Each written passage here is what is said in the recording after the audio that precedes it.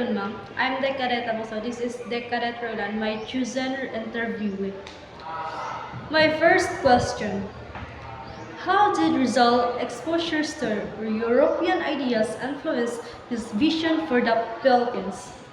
So, his exposure to liberal ideas in Europe shaped his belief in equality, education, and peaceful reform as a path to national progress. My follow-up question: would his ideas have been the same if he never left the Philippines? Well, my answer is no because his experience abroad broadened his perspective and helped him compare Philippine conditions with more progressive societies. Question number 2. Why did Rizal believe education was essential for achieving freedom? So, he believed an educated population could think critically, resist oppression, and actively participate in building a just society. My follow-up question: can a nation achieve true freedom without education? So, my answer is no, because without knowledge, people are more vulnerable to manipulation and unable to defend their rights. Here's my question number 3. How did Rizal exile in Dapitan demonstrate his principle?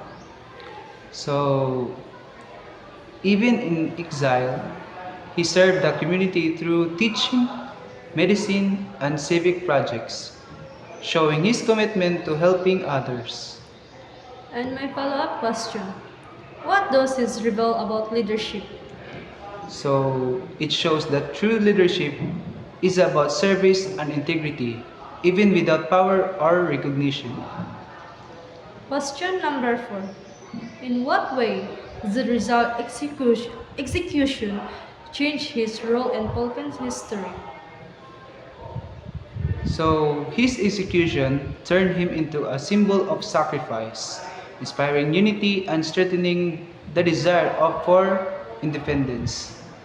My follow-up question: can sacrifice have a greater impact than active leadership?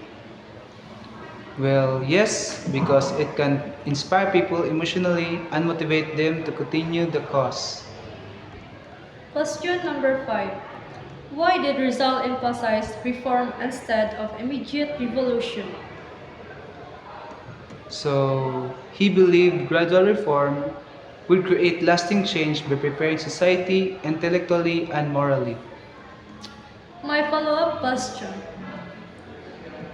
is reform always better than revolution?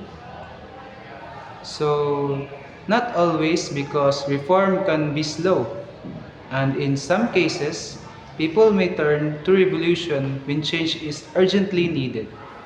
And that's all for today, ma'am. And thank you, Mr. Roland, for cooperation.